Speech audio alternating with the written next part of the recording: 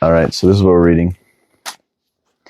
A Court of Thorns and Roses. Again, if you guys want to stay updated, ! React in the chat. Go read or watch all of the readings. We're currently on chapter 14. Okay, chapter 14.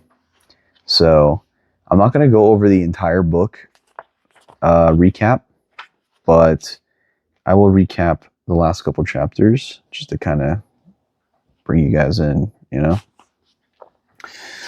So basically, what happened in the last two chapters was Feyre was kind of just trying to get more information out of Lucien and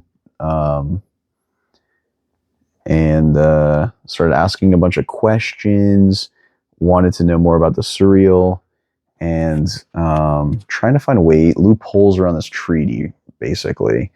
Nothing really too eventful happened. Yeah, it's just more of like Feyre being kind of stubborn. How do you like the book so far? Book is good. I think it's very easy to follow along. I like it. The only gripe I have so far is Feyre is very, very stubborn. That's it. That's all I have so far that I don't like about it. She's very stubborn. Okay. All right, chapter 14. So let me just read the remainder of the last chapter. Let me see what happened.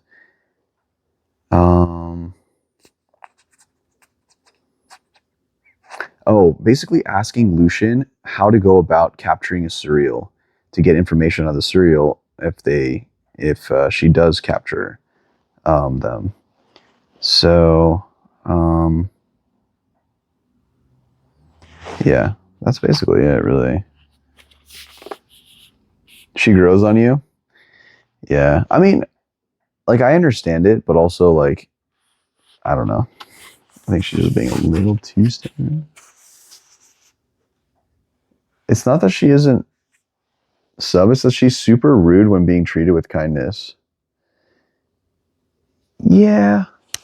Like, so, yeah, someone said, like, you know, she's just, like, a super strong, like, you know, strong-willed person and, like, very powerful. But, like, I feel like because she's so stubborn, it's making her a bit naive, is all. That's it. And she's kind of rude. Yeah, she's pretty rude for someone who like saved her life, and she like skinned someone's friend. You know what I mean? Like, I don't know. I understand like being like caught off guard and like on guard for the first like couple days, but after like consistent sort of, I don't know. Whatever.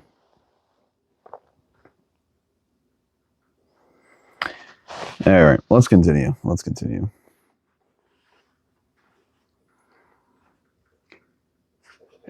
Western woods, grove of young birch trees, slaughtered chicken, double loop snare, close to running water. I repeated Lucien's instructions as I walked out of the manor, though the cultivated gardens across the wild, rolling grassy hills beyond them, over clear streams and into the spring woods beyond. No one had stopped me. No one had even been around to see me leave. Bow and quiver across my back, Lucien's knife at my side. I lugged along a satchel stuffed with a freshly dead chicken courtesy of the baffled kitchen staff, and had tucked an extra blade into my boot. The lands were as empty as the manor itself, though I occasionally glimpsed something shining in the corner of my eye. Every time I turned to look, the shimmering transformed into the sunlight dancing on a nearby stream, or the wind fluttering the leaves of a lone sycamore atop a knoll. As I passed a large pond nestled at the foot of the towering hill, I could have sworn I saw 4 shining female heads poking up from the bright water, watching me. I hurried my steps. Only birds and chittering and rustling of small animals sounded as I entered the still green western forest. I'd never ridden through the woods on my hunts with Lucien, There were no path there. Nothing tame about it. Oaks, elms, and beeches intertwined in a thick weave, almost strangling the trickle of sunlight that crept in through the dense canopy.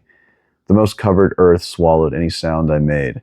Old, this forest was ancient and alive, in a way that I couldn't describe but could only feel, deep in the marrow of my bones. Perhaps I was the first human in 500 years to walk beneath those heavy, dark branches, to inhale the freshness of spring leaves masking the damp, thick rot. Birch trees, running water. I made my way through the woods, breath tight in my throat. Night was the dangerous time, I reminded myself. I had only a few hours until sunset. Even if the bog had stalked us in the daylight, the bog was dead, and whatever horror Tomlin was now dealing with dwelled in another part of these lands, the Spring Court. I wondered in what ways Tomlin had to answer to its High Lord, or if it was his High Lord who had carved out Lucian's eye.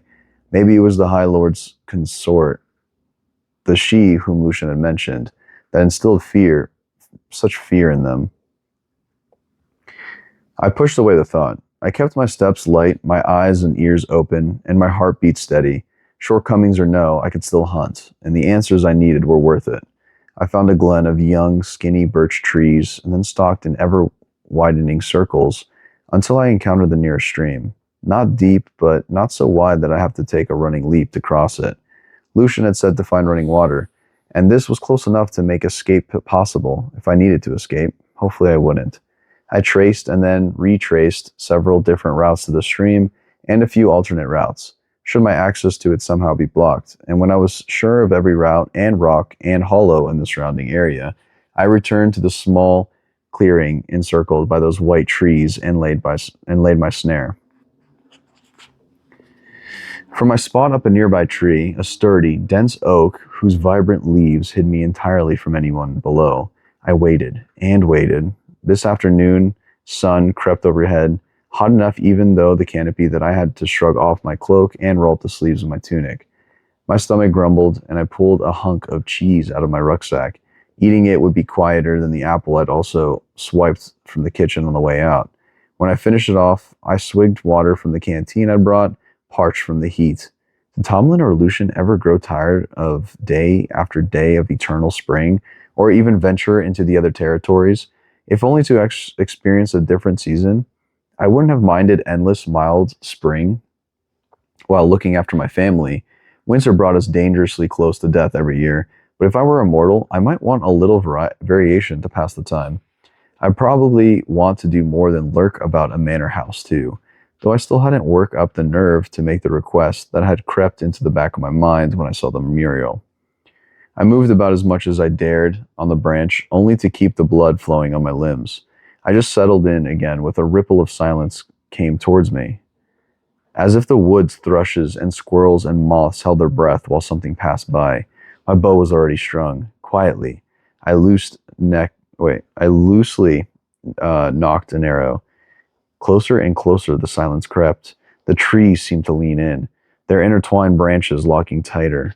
A living cage, keeping even the smallest of birds from soaring out of the canopy. Maybe this had been a very bad idea. Maybe Lucian had overestimated my abilities.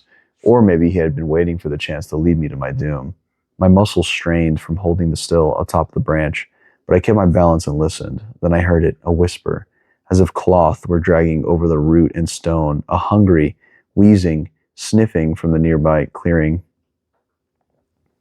I'd laid my snares carefully, making the chicken look as if it had wandered too far and snapped its own neck as it sought to free itself from a fallen branch. I'd taken care to keep my own scent off the bird as much as possible, but these fairies had such keen senses, and even though I'd covered my tracks, there was a snap, a whoosh, and a hollowed out, wicked scream that made my bones and muscles and breath lock up. Another enraged shriek pierced the forest, and my snares groaned as they held and held and held. I climbed up the tree and went to meet the cereal. Lucian, I decided as I crept up the ferry in the birch glen, really truly wanted me dead. I hadn't known what to expect as I entered the ring of white trees, tall and straight as pillars, but it was not that tall. Thin, veiled figure in dark, tattered robes, its hunchback facing me. I could count the hard knobs of its spine poking through the thin fabric. Spindly, scabby, gray arms clawed at the snare with yellowed, cracked fingernails. Run, some primal instinctively, intrinsically, what a word. Human part of me whispered. Intrinsically?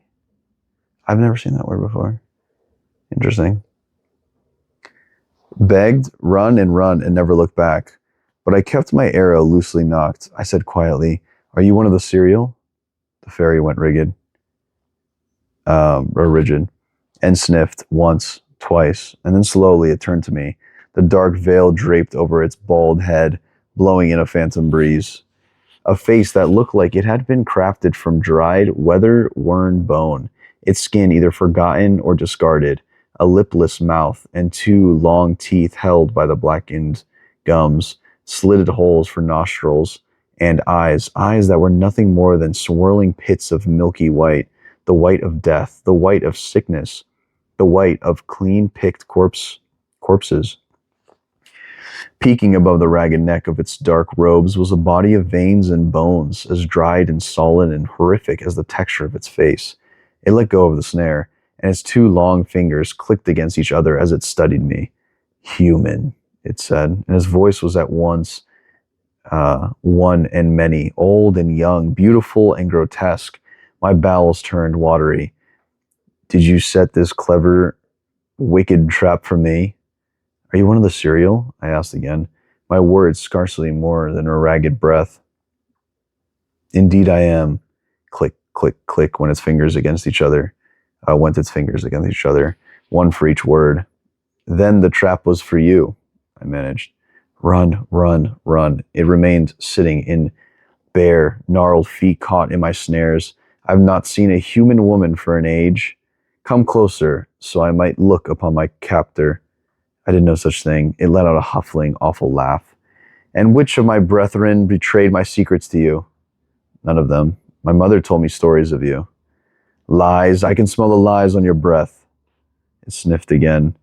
Its fingers clacked together. It cocked its head to the side, an erratic, sharp movement, the dark veil snapping with it. "What would a human woman want from the serial?" "You tell me," I said softly. It let out another low laugh. "A test?" "A foolish and useful test, or useless test. For if you dared to capture me, then you must want knowledge very badly."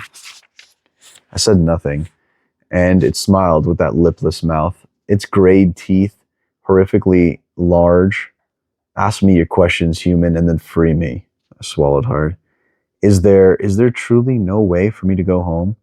"Not unless you seek to be killed and your family with you. You must remain here." Whatever last shred of hope I'd been clinging to, whatever foolish optimism shriveled and died, this changed nothing. Before my fight with Tomlin this morning, I hadn't even entertained the idea, anyway. Perhaps I'd only come here out of spite. So fine. If I was here, facing sure death, then I might as well learn something. "What do you know about Tomlin?" "More specific, human. Be more specific, for I know a good many things about the High Lord of the Spring Court." The earth tilted beneath me. Tomlin is a High Lord?" Click, click, click. "You did not know? Interesting. Not just some pretty fairy lord of a manor, but a High Lord of one of the 7 territories, a High Lord of Prithian. Did you also not know that this is the Spring Court, little human?" Yes, I knew about that." The shrill settled on the ground. "Spring, summer, autumn, winter, dawn, day, and night," it mused, as if it hadn't even answered. "The 7 courts of Prithian, each ruled by a High Lord, all of them deadly in their own way. They are not merely powerful, they are power." That was why Tomlin had been able to face the bog and live. High Lord. I tucked away my fear. "Everyone at the Spring Court is stuck wearing a mask, and yet you aren't," I said cautiously. "Are you not a member of the court?" "I am a member of no court. I am older than the High Lords, older than Prithian, older than the bones of this world." Lucian had definitely overestimated my abilities. "And what could be done about this blight that has spread in Prithian, stealing and altering the magic? Where did it come from?" "Stay with the High Lord, human," the shrill said. That's all you can do. You will be safe. Do not interfere. Do not go looking for answers after today, or you will be devoured by the shadow of Prithian. He will shield you from it, so stay close to him, and all will be rightened. That wasn't exactly an answer, I repeated. Where did the blight come from? Those milky eyes narrowed. The High Lord does not know what you came here today, does he? He does not know that this human woman came to trap Assyriel because he cannot give her the answers she seeks. But it is too late, human, for the High Lord, for you, perhaps for your realm as well. Despite all that it had said, despite his order to stop asking questions and stay with Tomlin, it was his human woman that echoed in my head, that made me clench my teeth. But the serial went on. Across the violent western sea, there is another fairy kingdom called Hybern, ruled by a wicked, powerful king. Yes, a king, he said when I raised a brow. Not a high lord there. Not a high lord there. His territory is not divided into courts. There he is law unto himself. Humans no longer exist in that realm, though his throne is made of their bones. That large island I'd seen on the map. The one that hadn't yielded any lands to humans after the treaty. And a throne of bones, the cheese I'd eaten turned leaden in my stomach. For some time now, the king of Hybern has found himself unhappy with the treaty. The other ruling high fae of the world made with you humans long ago. He resents that he was forced to sign it, to let his mortal slaves go and to remain confined to his damp green isle of the edge of the world. And so 100 years ago, he dispatched his most trusted and loyal commanders, his deadliest warriors, remnants of the ancient armies that he once sailed to the continent to wage such a brutal war against you humans. All of them as hungry and vile as he. As spies and courtiers and lovers, they infiltrated the various high fae courts and kingdoms and empires around the world for 50 years. And when they had gathered enough information, he made his plan. But nearly 5 decades ago, one of his commanders disobeyed him. The deceiver. And, the serial straightened, we are not alone. I drew my bow further, but kept it pointed at the ground as I scanned the trees. But everything had already gone silent in the presence of the serial. Human, you must free me and run, it said. Those death-filled eyes widened. Run for the High Lord's men, or do not forget what I told you. Stay with the High Lord, and live to see everything rightened. What is it? If I knew what came, I could stand a better chance of the Naga fairies made of shadow and hate and rot. They heard my scream and they smelled you. Free me, human. They will cage me if they catch me here. Free me and return to the High Lord's side. Shit. I lunged for the snare, making to put away my bow and grab my knife. But 4 shadowy figures slipped through the birch trees, so dark that they seemed made from a starless night. Well.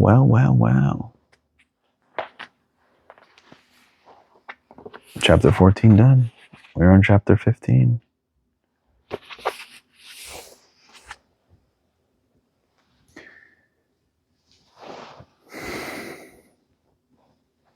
Hello, Chaotic Queen. How's it going?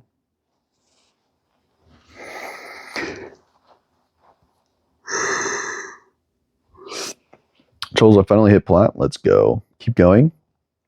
It was a cliffhanger, yeah. All right, one more chapter. That's crazy. It kind of seems like the serial was like almost on Farah's side a bit, you know? Kind of interesting. Okay. Next chapter. The Naga were sprung from a nightmare, covered in dark scales and nothing more. They were a horrendous combination of serpentine features and male humanoid bodies, whose powerful arms ended in polished black, flesh-shredding talons. Here were the creatures of the blood-filled legends, the ones that slipped the wall to torment and slaughter mortals, the ones I would have been glad to kill that day in the snowy woods. Their huge, almond-shaped eyes greedily took in the serial and me. The 4 of them paused across the clearing, the serial between us, and I trained my arrow towards the one in the center. The creature smiled, a row of razor-sharp teeth greeting me as a silvery, forked tongue darted out. The Dark Mother has sent us a gift today, brothers, he said, gazing at the cereal, who was clawing at the snare now. The Naga's amber eyes shifted towards me again. And a meal. Not much to eat, another one said, flexing its claws. I began backing away towards the stream, towards the manor below, keeping my arrow pointed at them. One scream from me would notify Lucian, but my breath was thin, and he might not come at all. If he'd sent me here, I kept every sense fixed on my retreating steps. Human, the cereal begged. I had 10 arrows, 9. Once I fired, the one knocked at my bow. None of them mashed, but maybe they'd keep the nugget down long enough for me to flee. I backed away another step. The four naga crept closer, as if savoring the slowness of the hunt, as if they already knew how I tasted. I had 3 heartbeats to make up my mind, 3 heartbeats to execute my plan. I drew my bowstring back farther, my arm trembling, and then I screamed, sharp and loud, with every bit of air in my 2 tight lungs. With the naga now focused entirely on me, I fired at the tether holding the cereal in place. The snare shattered. Like a shadow on the winds, the cereal was off. A blast of dark that set the 4 nagas staggering back. The one closest to me surged towards the cereal, the strong column of its scaly neck stretching out. No chance of my movements being considered an unprovoked attack anymore. Not now. They've seen my aim. They still wanted to kill me. So I let my arrow fly. The tip glittered like a shooting star through the gloom of the forest. I had all of a blink before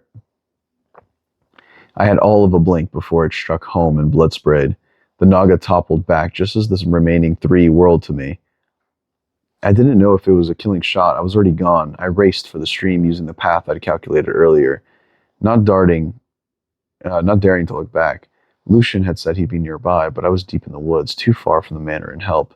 Branches and twigs snapped behind me, too close, and snarls that sounded like nothing I'd heard from Tomlin or Lucian, or the wolf of any animal filled the still woods. My only hope of getting away alive lay in outrunning them along enough to reach Lucian. And then, if he was there, and he there as he promised to be, I didn't let myself think of all the hills I would have to climb once I cleared the forest itself, or what I'd do if Lucian had changed his mind. The crashing through the brush became louder, closer, and I veered to the right, leaping over the stream. Running water might have stopped the cereal, but a hiss and a thud close behind told me it had nothing to hold the naga at bay. I careened through a thicket, and thorns ripped at my cheeks. I barely felt their stinging kisses or the warm blood sliding down my face. I didn't even have time to wince, not as 2 dark figures flanked me, closing in to cut me off. My knees groaned as I pushed myself harder, focusing on the growing brightness of the wood's end. But the naga to my right rushed at me so fast I could only leap aside to avoid the slashing talons. I stumbled, but stayed upright just as the naga on my left pounced. I hurled myself into a stop, swinging my bow up in the wide arc. I nearly lost my grip as it connected with that serpentine face, and bone crunched with a horrific screech. I hurled over this enormous fallen body, not pausing to look for the others. I made it 3 feet before the 3rd naga stepped in front of me. I swung my bow at its head. He dodged it. The other 2 hissed as they came behind me, and I gripped the bow harder, surrounded. I turned in a slow circle, bow ready to strike. One of them sniffed at me. Those slitted nostrils flaring, scrawny human being, he spat to the others, whose smiles grew sharper. Do you know what you've cost us? I wouldn't go down without a fight, without taking some of them with me. Go to hell, I said when it came out in a gasp. They laughed, stepped nearer. I swung the bow at the closest. He dodged it, chuckling. We'll have our sport, though you might not find it as amusing. I gritted my teeth as I swung again. I would not be hunted down like a deer among wolves. I would find a way out of this. I would. A black clawed hand closed around the shaft of my bow, and a resounding snap echoed through the 2 silent woods. The air left my chest in a whoosh, and I only had time to half turn before one of them grabbed me by the throat and hurled me to the ground. He pounded my arm so hard against the earth that my bones groaned and my fingers splayed, dropping the remnants of my bow. When we're done ripping off your skin, you'll wish you hadn't crossed into the Prithian. He breathed into my face. The reek of carrion shoving down my throat. I gagged. We'll cut you up so fine there won't be much for the crows to pick it at. A white-hot flame went through me. Rage or terror or wild instinct, I didn't know. I didn't think. I grabbed the knife in my boot and slammed it into his leathery neck. Blood rained down into my face, into my mouth as I bellowed my fury, my terror. The Naga slumped back. I scrambled up before the remaining two could pin me, but something rock hard hit my face. I tasted blood and soil and grass as I hit the earth. Stars danced in my vision, and I stumbled to my feet again on the instinct, grabbing for Lucian's hunting knife. Not like this, not like this, not like this. One of them lunged for me, and I dodged aside. His talons caught in my cloak and yanked, ripping it into ribbons, just as his companion threw me to the ground, and my arms tearing beneath those claws. You'll bleed, one of them panted, laughing under his breath at the knife I lifted. We'll bleed you nice and slow. He wiggled his talons, perfect for deep, brutal cutting. He opened his mouth again, and a bone-shattering roar sounded through the clearing. Only it hadn't come from this creature's throat. The noise hadn't finished echoing before the Naga went flying off of me, crashing into a tree so hard that the wood cracked. I made out the gleaming gold of his mask and hair, and the long, deadly claws from Tomlin tore into the creature. The Naga holding me shrieked and released his grip, leaping to his feet as Tomlin's claws shredding through his companion's neck. Flesh and blood ripped away. I kept low to the ground, knife at ready, waiting. Tomlin let out another roar that made the marrow of my bones go cold and revealed those lengthened canines. The remaining creature darted for the woods. He got only a few steps away before Tomlin tackled him, pinning him to the earth and dismembering the Naga in one deep, long swipe. I remained where I lay, my face half buried in the leaves and twigs and moss. I didn't try to raise myself. I was shaking so badly that I thought I would fall apart at the seams. It was all I could do to keep holding the knife. Tomlin goes to his feet, wrenching his claws out of the creature's abdomen. Blood and gore dripped from them, staining the deep green moss. High Lord, High Lord, High Lord. Feral rage still smoldering in his gaze, and I still flinched as he knelt beside me. He reached for me again, but I jerked again, away from the bloody claws that were still out. I raised myself into a sitting position before the shaking resumed. I knew I couldn't get to my feet. Feyre, he said, the wrath fading from his eyes, and the claws slipped back under his skin, but the roar still sounding in my ears. There had been nothing in that sound but primal fury. How? It was all I could manage to say, but he understood me. I was tracking a pack of them. These 4 escaped. I must have followed your scent through the woods. I heard your scream. So he didn't know about the cereal, and he'd come to help me. He reached a hand towards me, and I shuddered as he ran cool, wet fingers down my stinging, aching cheek. Blood. That was blood on them. And from the stickiness of my face, I knew there was already enough blood splattered on me that it wouldn't make a difference. The pain in my face and my arms faded and vanished.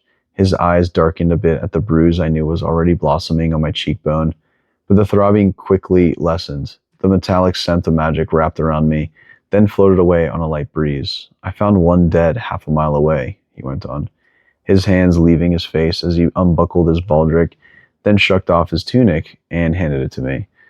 The front of my own had been ripped and torn by the talons of the Naga. I saw one of the arrows in his throat, so I followed their tracks here.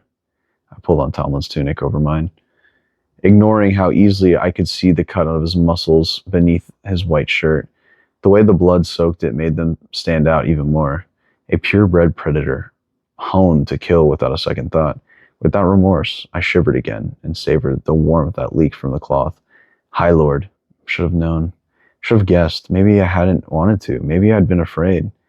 Here, he said, rising to his feet and offered me a blood-stained hand. I didn't dare look at the slaughtered Naga as I gripped his extended hand, and he pulled me to my feet. My knees buckled, but I stayed upright. I stared at our linked hands, both coated in blood that wasn't our own. No, he hadn't been the only one to spill blood just now, and it wasn't just my blood that still coated my tongue. Perhaps that made me as much of a beast as him. But he'd saved me, killed for me. I spat into the grass, wishing I hadn't lost my canteen. Do I want to know what you were doing out here? He said. No, definitely not. Not after what he'd warned me plenty of times already. I thought I wasn't.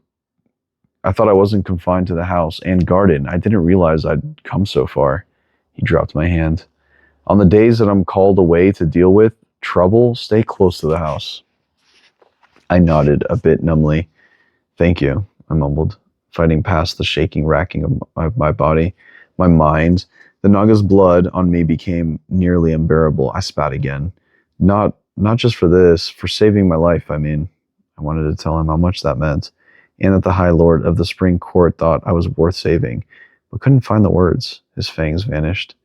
It was the least I can do. They shouldn't have gotten this far into my lands. He shook his head, more at himself, his shoulders slumping. Let's go home, he said, sparing me the effort of explaining why I'd been out here in the first place. I couldn't bring myself to tell him that the manor wasn't my home, that I might not even have a home at all anymore. We walked back in silence, both of us blood-drenched and pale. I could still sense the carnage we left behind, the blood-soaked ground and trees, the pieces of the Naga. Well, I learned something from the serial, at least, even if it wasn't entirely what I wanted to hear or know. Stay with the High Lord. Fine, easy enough. But as for the history lesson it had been in the middle of giving me about wicked kings and their commanders, and however they tied into the High Lord at my side in the Blight, I still didn't have enough I still didn't have enough specifics to be able to thoroughly warn my family. But the serial had told me not to go looking for further answers. I had a feeling I would surely be food to ignore his advice. I had a feeling I would surely be a fool to ignore his advice. My family would have to make with the bare bones of my knowledge then. Hopefully it would be enough. I didn't ask Tomlin enough about the Naga, about how many he'd killed before those four slipped away. Didn't ask him anything at all, because I didn't detect a trace of triumph in him, but rather a deep, unending sort of shame and defeat.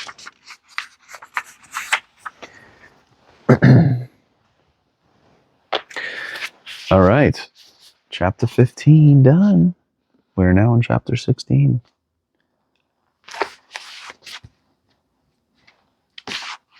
One more? No. We got two in. We're getting pretty deep into the book. I would say one third of the book through. Maybe a little bit more.